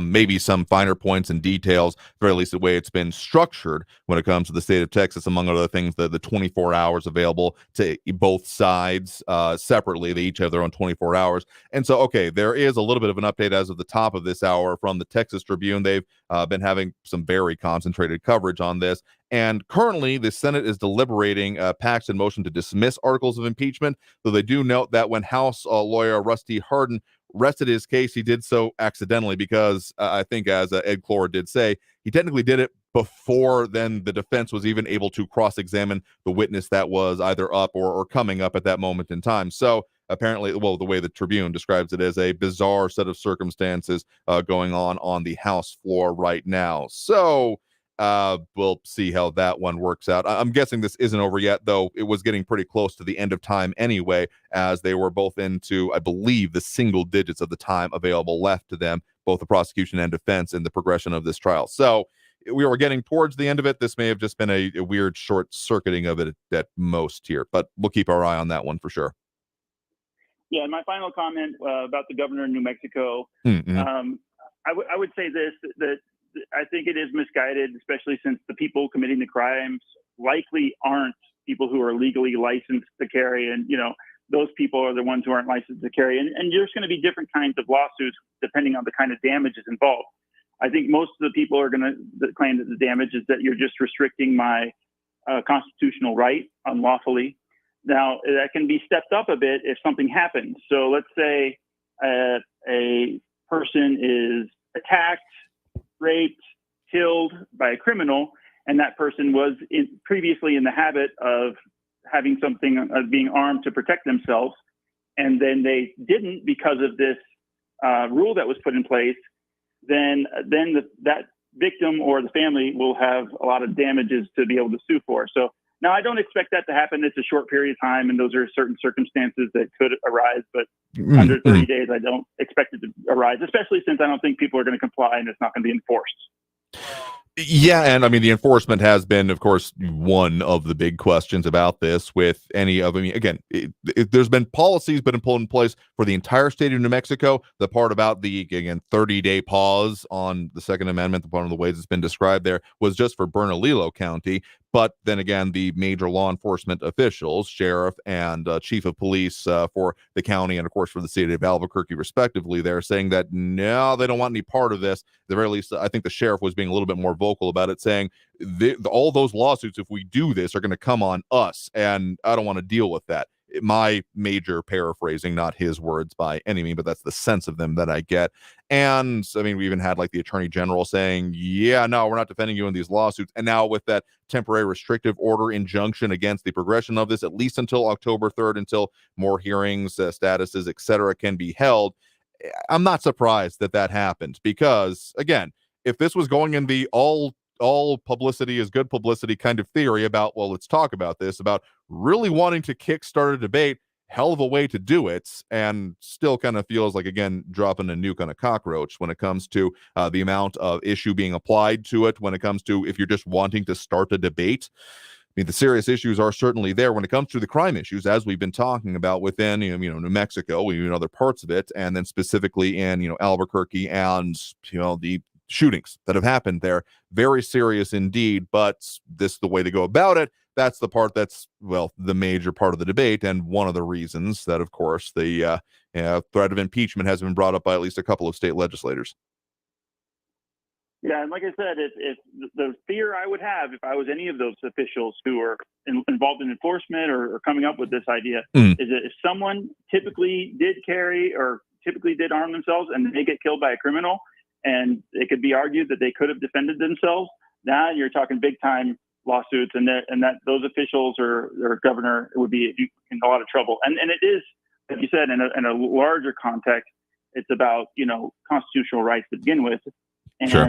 Not too long ago, the government was pushing these private companies behind the scenes to censor people and censor their free speech, essentially.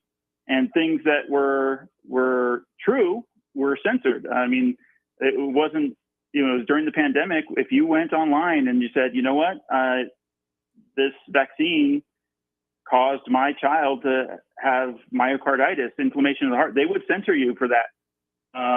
Your free speech was taken away, and just recently this week, Fauci, admitted about the myocarditis, among some things about masks. So, the wearing away of your free speech rights, your Second Amendment rights, it is something to be concerned about, and it probably wasn't the best tactic for this governor. I think it's going to bite her. Yeah, backfiring is, well, only time will tell, but I have a supposition that it's probably going to be an understatement in this case. At the very least, as a hell of a rallying cry for that next election. Well, we'll see how this all plays out. We've still got to get through this next 30 days or remainder of the 30 days in the meantime and see what happens before even that point, because I have, again, an expectation that this ain't over yet. But do appreciate the point in the call. You have a good one there. Have a good evening. And with that, we do have to take that next break right now. Coming out of this break, we got more calls, we got more comments, we got a lot more to get into. You've been popping some of those comments up on screen, but we'll talk a little bit more about them when we get past the, definitely the Thunderdome in place. Let's just put it that way. But back after this break with more Talk El Paso here on News Radio 690 KTSM. The number, of course, to call if you want to get on the line and add your 2 cents is 915-544-5876, 915-544-KTSM. Back after this break with more Talk El Paso here on News Radio 690 KTSM. Stay tuned.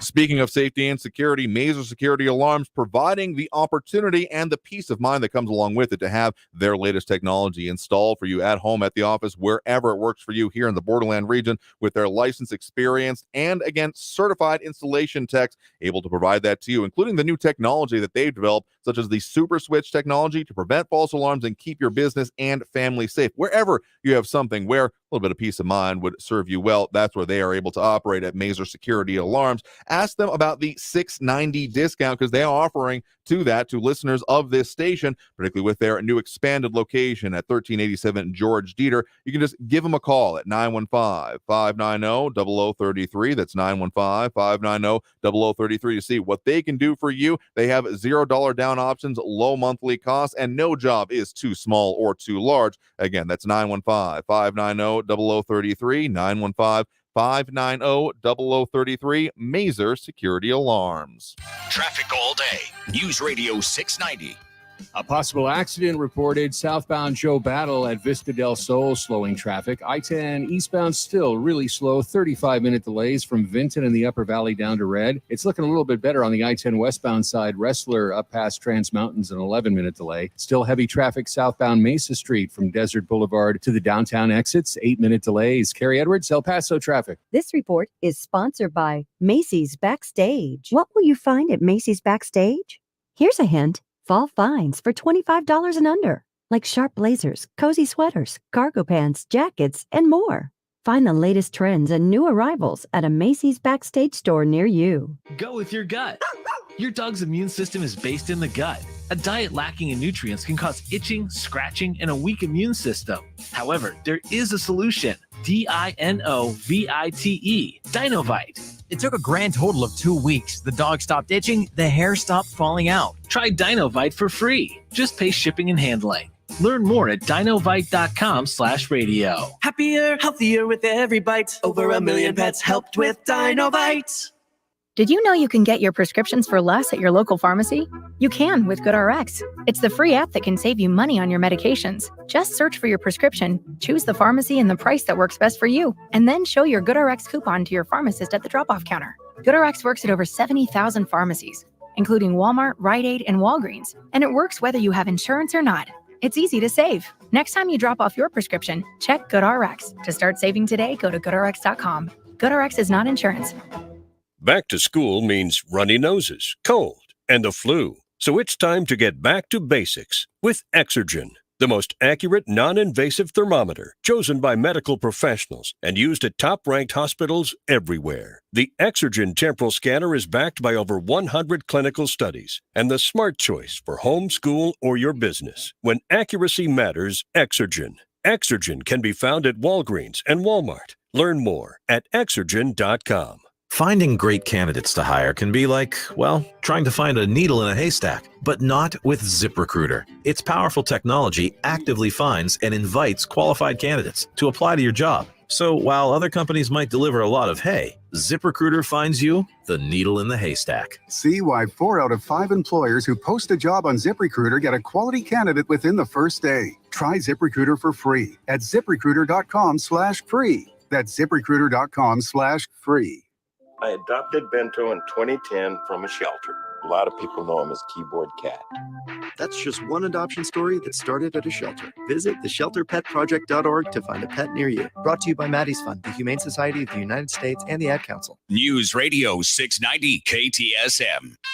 Live from the KTSM AM 690 studios, it's Talk El Paso with Andrew J. Polk. To be a part of the show, call 915-544-KTSM or follow on Facebook at facebook.com/Talk El Paso.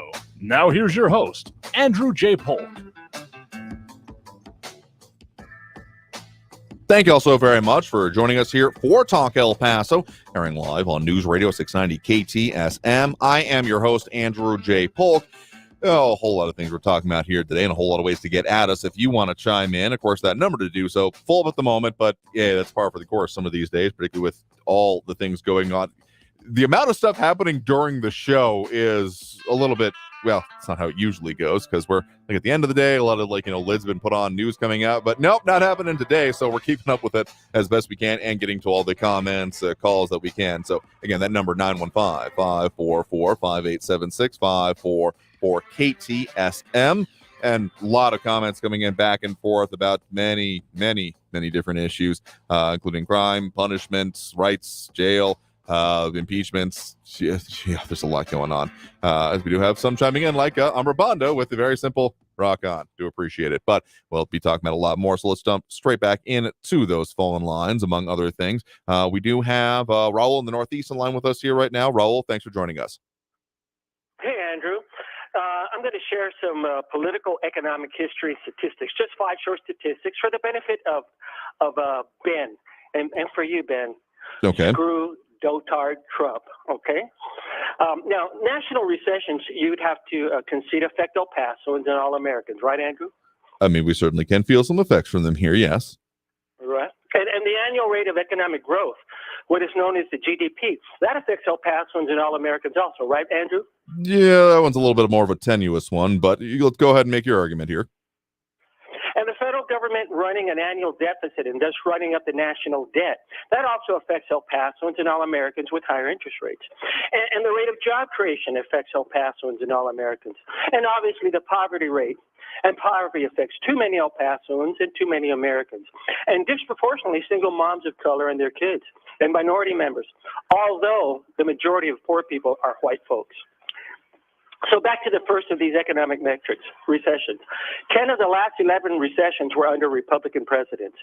The annual growth rate averaged 2.5% under Republicans, 4.3% under Democrats.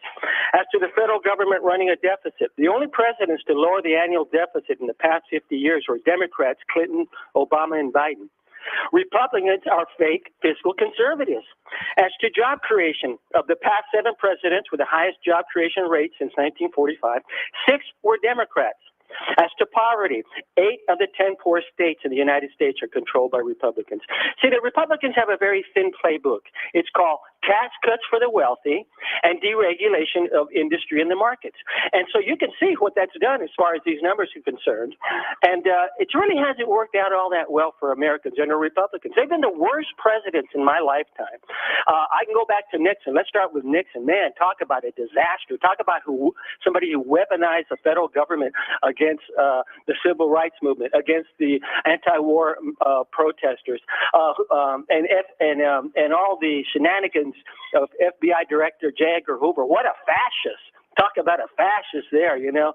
And then, of course, we had Reagan, under which, tax cuts for the wealthy dropped the marginal tax bracket from about 75% to about 28%, and then started taxing Social Security benefits.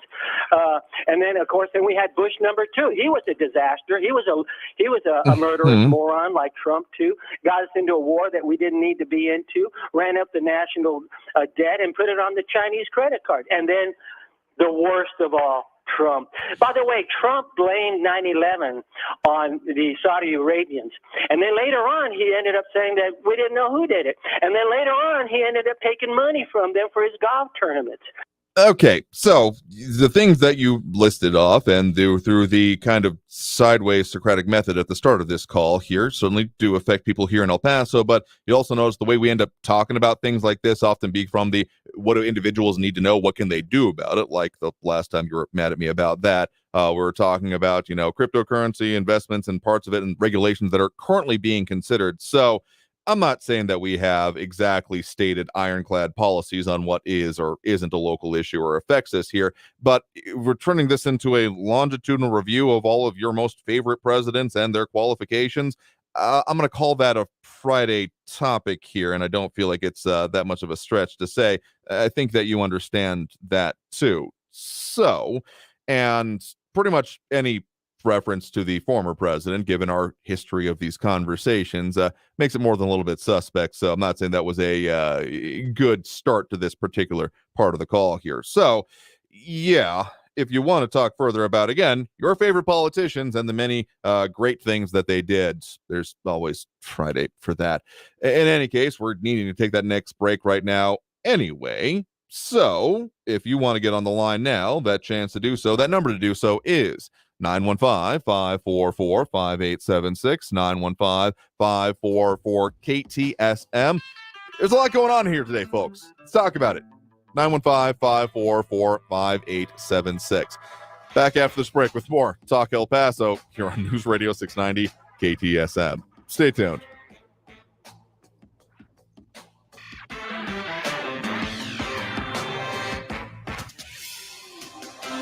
Paso's News Radio 690 KTSM. With your KFOX 14 news update, I'm Liz DeWicki. The El Paso Border Patrol tactical team has been credited with helping with the capture of the Pennsylvania escaped prisoner. Pennsylvania State Police giving an update Wednesday morning on the capture of Danilo Cavalcante after a 2-week search. They noted that the tactical unit out of El Paso assisted with that capture. He will ultimately be transferred to a state correctional institute to begin a life sentence. A daycare in East El Paso is under investigation right now. The Texas Department of Family and Protective Services said they are looking into the allegations of abuse and neglect at Little Kings and Queens in El Paso. KFOX 14 tried contacting the daycare, but was only told the daycare was cooperating with authorities. The Texas Human Health and Services Department saying the daycare still has an active license. The Star on the Mountain in El Paso will not glow for the foreseeable future as it undergoes extensive renovations. It went dark on Tuesday. Renovations revolve around modernizing the landmark. The project is a major investment and is not taxpayer funded. With your KFOX 14 news update, I'm Liz DeWicki. News Radio 690. Traffic all day. Southbound Joe Battle at Vista del Sol, a vehicle is stopped in the right lane. Stay to the left to get by. Expect some delays. Eastbound Diana Drive at Gateway North, an accident reported.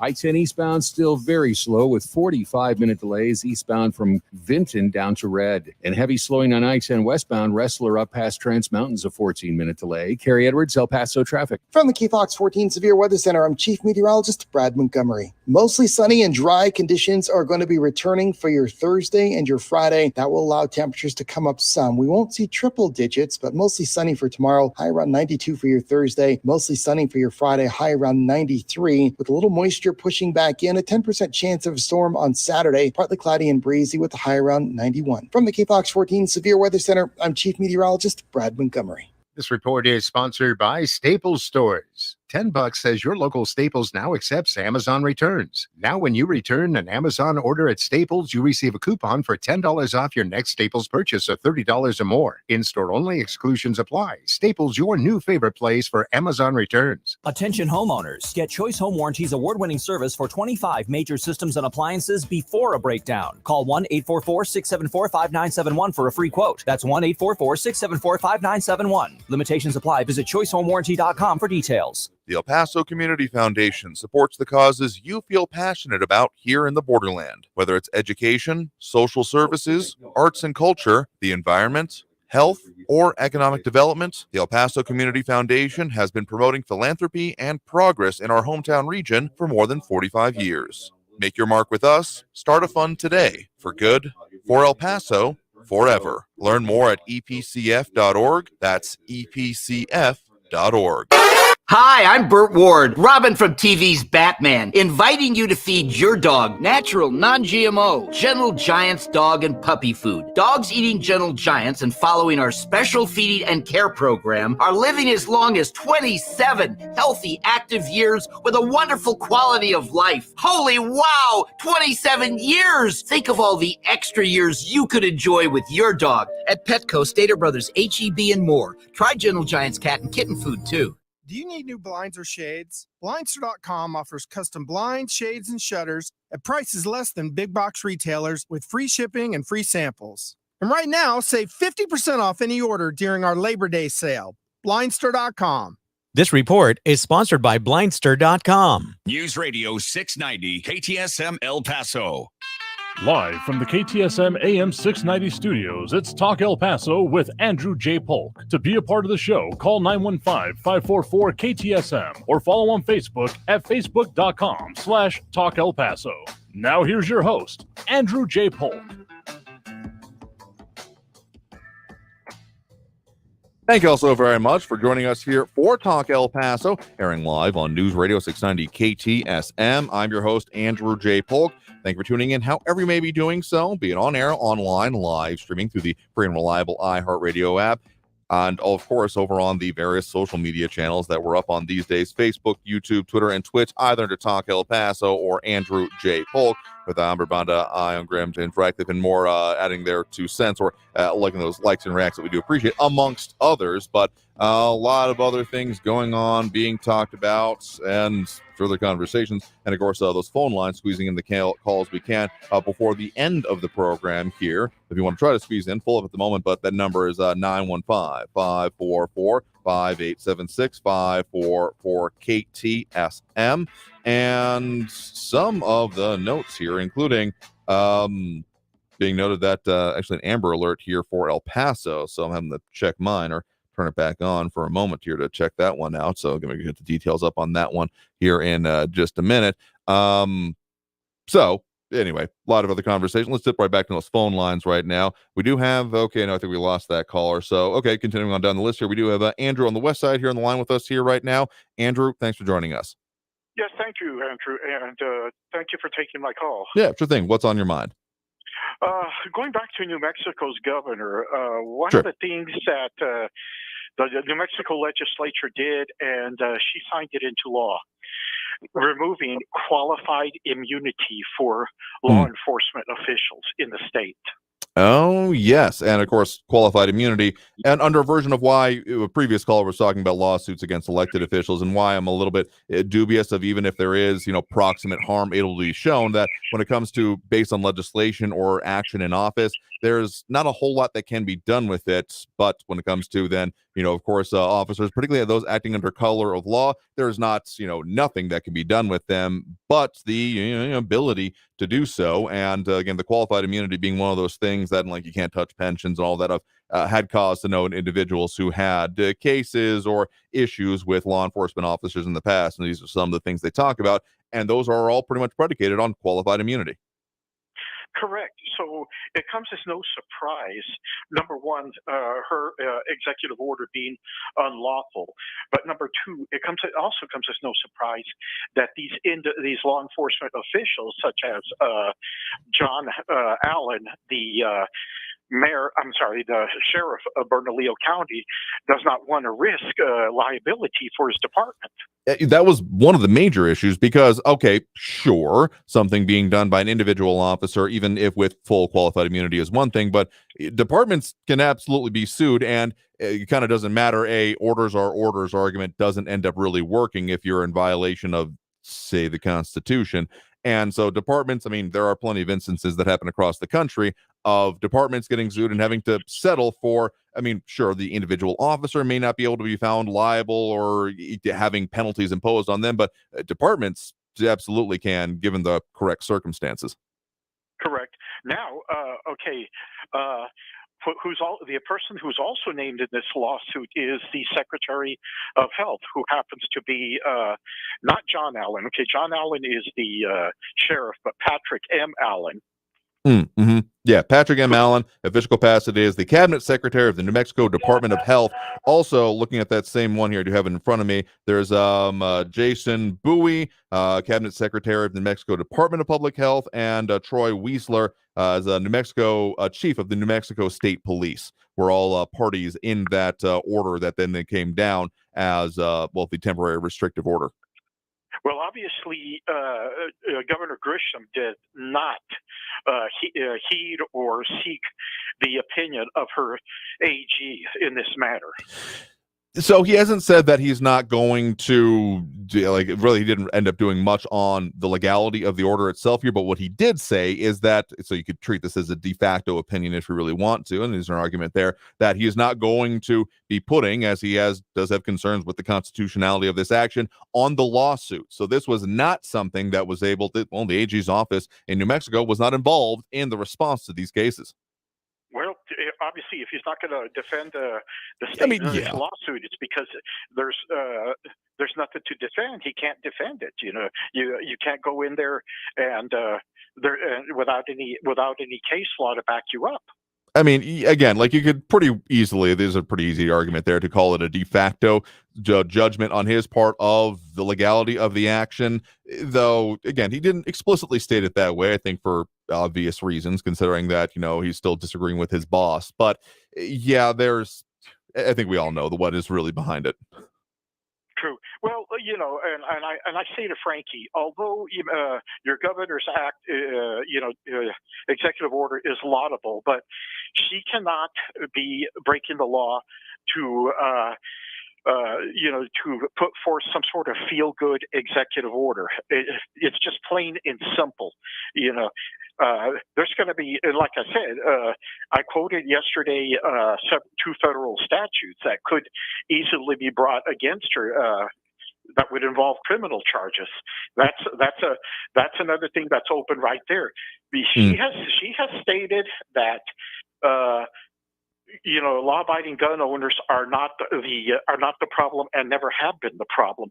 So how does she justify doing this other than something that's laudable or feel good? I mean, yeah, the whole debate aspect continues to be, including as the AP notes on the TRO being issued today, because again, haven't seen immediate response from the governor's office on this part just yet. But they did notes on the part of that. Let me find the specific just a quote from them directly. Lujan Grisham has remained defiant despite protests that have drawn crowds to public squares in Albuquerque in recent days. The governor is testing the boundaries of her executive authority after using public health orders for aggressive lockdowns during the outset of the coronavirus pandemic. Still, she acknowledged that criminals would likely ignore the temporary order given on Friday. So that's the direct quote from the AP reporting on this. So, yeah, and so Ion asking what was behind the New Mexico governor decision. We've talked about that a few times. We'll see if we can squeeze. If not this show, we'll certainly address that one tomorrow. I will say that. But so to your point, Andrew, about the idea of this, again, if the fostering debate keeps being a line or along those lines that the governor and her spokespersons go back to. And again, it kind of feels like, taking heavy artillery for a sunburn type issue. You want to cause a debate? Sure, you can certainly do that. Affecting constitutional rights in order to do that seems questionable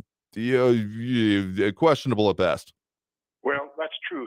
And when you have a liberal organization like the ACLU weighing in as this being unconstitutional, then you've got a big problem also.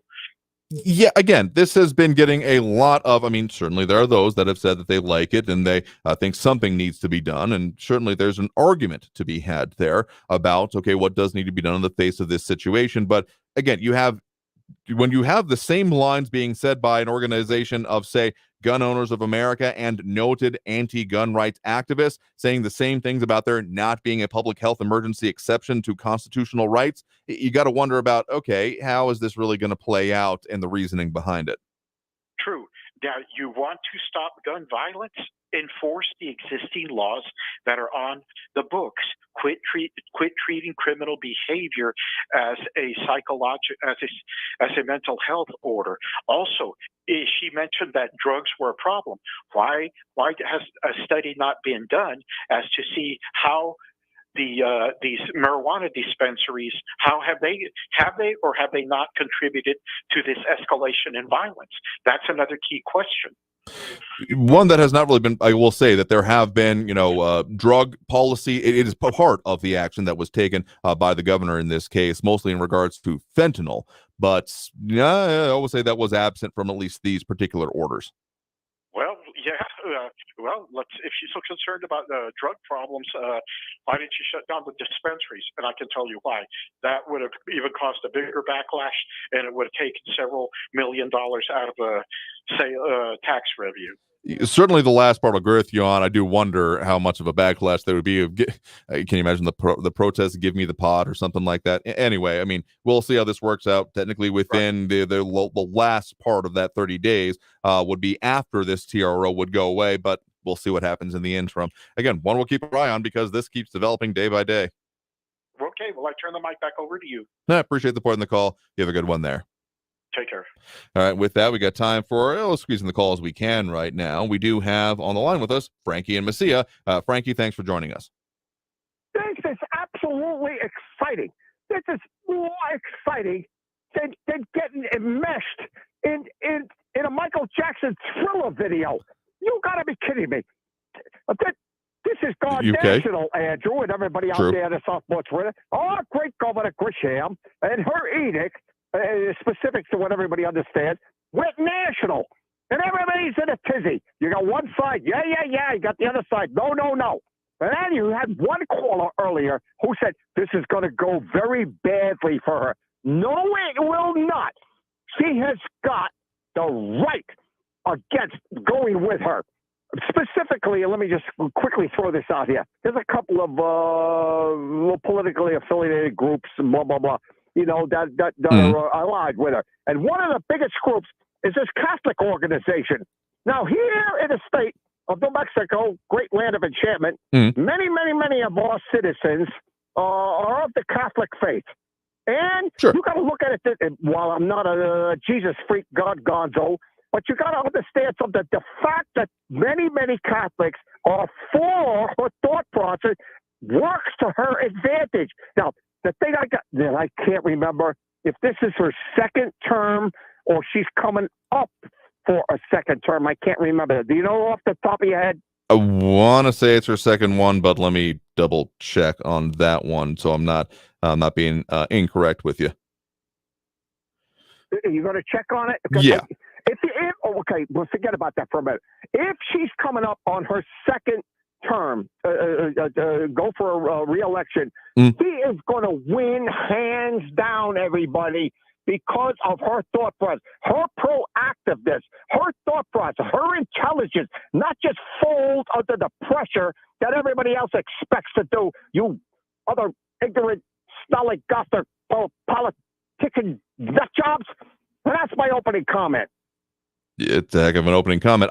If I'm not mistaken, I do believe that this is her first. Oh no, she was reelected in 2022, so this is the second term of office that she is in. Then, and not aware, at least I hadn't had cause to look up to it before this point, of there being any term limits on it here. Okay, getting completely beyond the current circumstances and looking well and straight into the cloudy crystal ball, I will say this: I would fully expect this issue to become one hell of a lightning rod for the next election, of which I think she's probably not due for another good part, not a part of this current election cycle. That's for sure, probably the next one. So more towards the midterm of that, if I'm looking at the terms of office here correctly.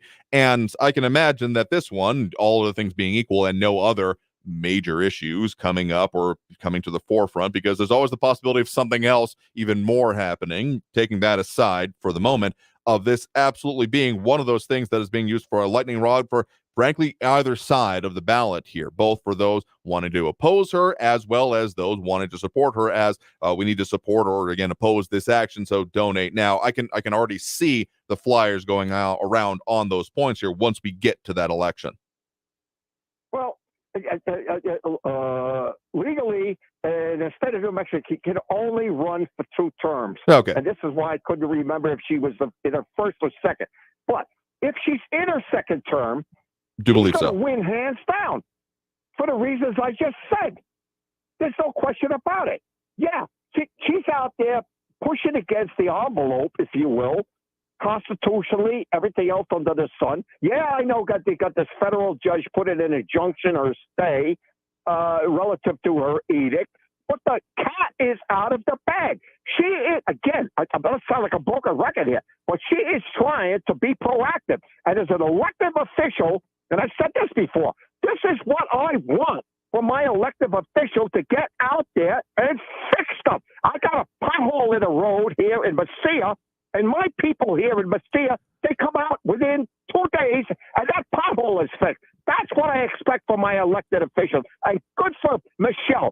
Yay for Michelle. And I don't care what anybody else says about it. She's a great governor. Plus, she's good looking, too. So what do you think about them apples, everybody out there? Again, the appearance of any elected official is not my primary concern. Okay, so I'll amend my previous statement, knowing what you said about there being the term limits up there. Not surprising. So I'll say that this issue continuing to be a lightning rod, and I would say, this cloudy crystal ball time here for sure, that this will probably be a question in any gubernatorial debates coming up of positions on the use of emergency orders, those for public health or what have you, and constitutional rights, or specifically possibly on the Second Amendment specifically. So yeah, I still will expect, even outside of any particular campaign, if she's not able to run again, what you're saying she is not going to be able to run again, that this issue will still be a lightning rod in its own right. Okay, got it. She can't run again, but guess what? And I love this particular point. Guess what? The next political party, be it Republican or Democrat, and says, I'm going to do this, I'm going to do this, and I'm going to do that to protect the people of New Mexico. And you're going to say, what are you going to do about this? And guess what? You're going to say some pussy little footed stuff, and you're going to say, well, Michelle was going to do this. It's going to be a political nothing, because the people that Michelle is doing, Michelle is with her edict, is being proactive. So anybody else has got to second that or advance it or totally turn it around and say, no, we're not going to do it. They are in such a box, and that's my point. Yep, fair enough. I mean, I don't think, even if we're just barely into this now and this issue, having again started at the end of last week, that this is going to go away from the public conversation for this things in a while here. So I'll agree with you on that point in particular, but do appreciate the point in the call. You have a good one there. Okay, Andrew, take care. And with that, we got to take that last break right now. Coming out of this break, we'll tell you a little bit what we got coming up for you on the program. So stay tuned. More Talk El Paso after this here on News Radio 690 KTSM. Don't go anywhere.